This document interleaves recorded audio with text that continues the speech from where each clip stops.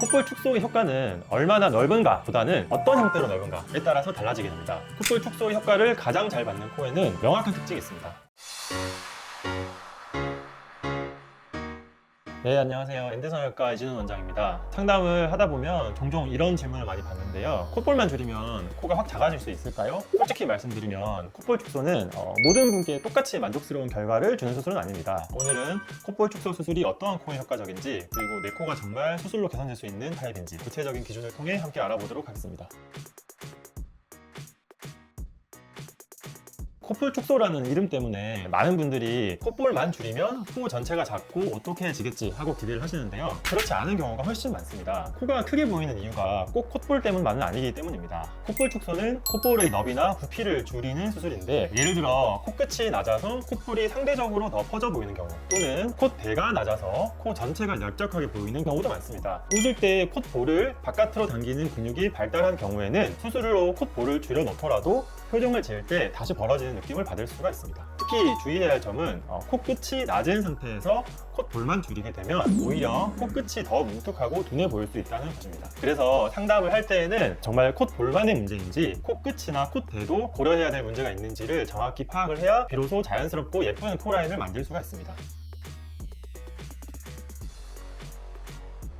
콧볼 축소의 효과는 얼마나 넓은가 보다는 어떤 형태로 넓은가에 따라서 달라지게 됩니다. 콧볼 축소의 효과를 가장 잘 받는 코에는 명확한 특징이 있습니다. 첫 번째는 옆으로 퍼진 복코형입니다. 정면에서 봤을 때 콧볼이 눈 안쪽 라인보다 바깥으로 넓게 퍼져 있고, 아래에서 보면 콧볼 바깥쪽 길이가 긴 경우인데요. 이런 구조는 외측 절개 방식으로 바깥쪽 피부를 직접 절제하게 되면 콧볼의 폭이 확실히 줄어들면서 드라마틱한 변화를 기대할 수가 있습니다. 두 번째는 콧구멍이 크고 넓은 경우입니다. 콧구멍이 가로로 벌어져 있거나 콧볼 안쪽 살이 두툼한 경우에는 내측 절개나 비절개 방식으로 콧구멍을 좁혀주면 콧볼이 자연스럽게 보이면서 슬림한 인상이 됩니다. 반대로 효과가 제한적인 경우도 있습니다.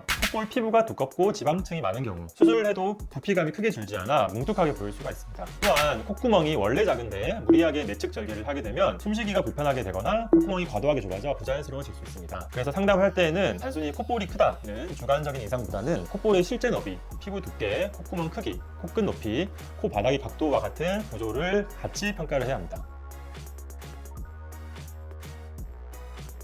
모두 콧볼을 줄이는 수술이긴 하지만 원리와 적용 대상이 완전히 다릅니다. 먼저 외측 절개는 콧볼 바깥쪽 피부를 삼각형이나 반달 모양으로 직접 절제하는 방법인데요. 콧볼의 길이를 줄이는 데 가장 효과적이고, 옆으로 퍼진 코까지 함께 줄일 수 있기 때문에 변화폭이 가장 큰 수술입니다. 특히 복코형 구조에 잘 맞습니다. 수술 시간은 대략 3-40분 정도 걸리고요. 절개는 코와 볼이 만나는 자연스러운 경계선을 따라 진행되기 때문에 흉터는 거의 눈에 띄지 않습니다. 내측 절개는 콧구멍 안쪽 피부를 절제해서 콧볼을 안쪽으로 모아주는 방법입니다. 콧구멍의 폭을 줄이는 데 효과적이고, 수술 시간도 대략 15분에서 20분 정도로 굉장히 짧습니다. 부분 마취로도 가능하고, 흉터가 콧구멍 안쪽에 숨어서 외부에서는 전혀 보이지 않는다는 장점이 있습니다. 이 방법은 콧구멍이 원래 넓지만 바깥쪽 콧볼 길이가 길지 않은 경우에 적합합니다. 비절개 콧볼 축소 수술은 말 그대로 절개 없이 바늘구멍 정도만 내서 실로 콧볼을 묶어 좁혀주는 방법입니다. 그래서 흉터 걱정이 전혀 없고 회복도 빠르다는 장점 때문에 관심을 가지시는 분들이 많습니다. 콧구멍 폭은 넓지만 콧볼 바깥쪽 길이가 길지 않은 그런 경우라면 비절개 수술만으로도 콧볼이 모이면서 좁아진 느낌을 어느 정도 느낄 수 있습니다. 비절개 수술 방법은 시간이 지나면서 실이 느슨해지거나 조직이 원래 상태로 돌아가는 경우가 많습니다. 그래서 저는 비절개 콧볼 축소 수술을 단독으로 진행하는 경우는 사실 거의 없긴 합니다. 다만 외측 절개나 내측 절개를 진행을 하면서 조금 더 확실하게 콧볼을 모아주고 싶을 때, 이럴 때 보조적인 방법으로 함께 사용하면 효과를 훨씬 높일 수가 있습니다. 두 가지 방법을 함께 적용하면 콧볼이 더 자연스럽게 모이면서 시간이 지나도 벌어지지 않게 잡아주는 데 도움이 됩니다. 결론적으로 비절개 수술은 절개가 부담스럽지만 조금이라도 줄여보고 싶다는 분들에겐 시도를 해볼 수 있는 방법이지만, 확실하고 지속적인 효과를 원하신다면 절개 방식이 훨씬 합리적이라고 생각할 수 있습니다. 이 환자분은 전체적으로 둔탁하고 뭉툭해 보이는 코끝 인상을 개선하고 싶어서 오셨던 분인데요. 낮았던 콧대는 3D 실리콘 보형물로 자연스럽게 보강을 해드렸고, 코끝은 비중격 연골과 기연골을 이용해서 구조적으로 단단하게 잡아드렸습니다. 복코 교정, 인중 교정, 그리고 외측 절개 콧볼 축소까지 함께 진행을 했습니다. 외측 절개 방식은 콧볼의 가로폭과 세로 길이를 동시에 줄일 수 있는 방법이라 이런 형태에서 가장 확실한 변화를 나타낼 수 있습니다. 정면에서 넓게 퍼져 보이던 콧볼이 자연스럽게 모아졌고, 측면에서는 아래로 길게 내려오던 콧볼 라인 라인이 훨씬 깔끔하게 정리가 되었습니다. 또한 코끝과 콧대 라인이 함께 개선이 되면서 전체적인 인상이 또렷하고 세련되게 변한 케이스입니다. 이 환자분은 화살코 형태가 있었고 특히 웃을 때 콧볼이 옆으로 퍼지는 느낌 때문에 스트레스를 많이 받으셨던 분인데요. 콧구멍 자체가 조금 넓은 편이었지만 바깥쪽 콧볼 길이는 길지 않았기 때문에 외측 절개 콧볼 축소가 적합한 구조였습니다. 전체적인 개선을 원하셔서 자가능 연고를 이용한 코끝 교정, 매부리 제거, 화살코 교정, 찝힌 코 보완, 인중각 교정, 기능코 성형까지 함께 진행을 했고 내측 콧볼 축소를 조합을 해서 자연스러운 비율을 맞춰드렸습니다.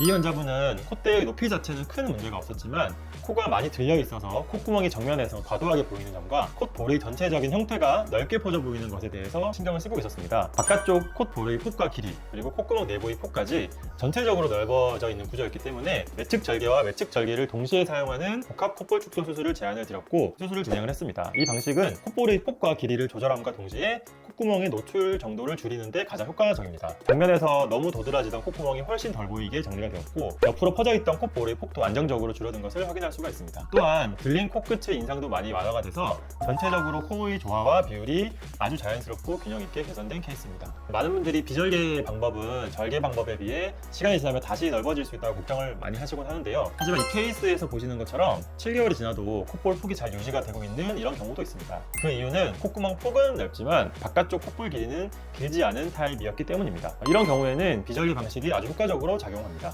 초기에 보였던 매부리와 들창코의 느낌이 자연스럽게 완화가 되었고 코끝과 비순각 라인이 훨씬 부드럽고 안정적으로 정리된 것을 확인할 수가 있습니다. 오늘은 콧볼 축소 수술이 어떤 코 구조에 효과적인지 세 가지 수술 방법 중에 내 코에 가장 잘 맞는 방법을 어떻게 판단할 수 있는지에 대해서 이야기를 해드렸습니다. 콧볼 축소는 단순히 콧볼의 폭을 줄이는 수술이 아니라 코의 중심선과 얼굴 전체의 밸런스를 함께 고려해야 하는 정교한 수술입니다. 따라서 내 코가 정말 이 수술에 적합한 구조인지 또 어떤 방식이 가장 자연스럽고 조화로운 결과를 낼 수 있을지에 대해서 반드시 전문의와 충분히 상담을 해보시기를 바랍니다. 지금까지 엔드성형외과 이진훈 원장이었습니다. 감사합니다.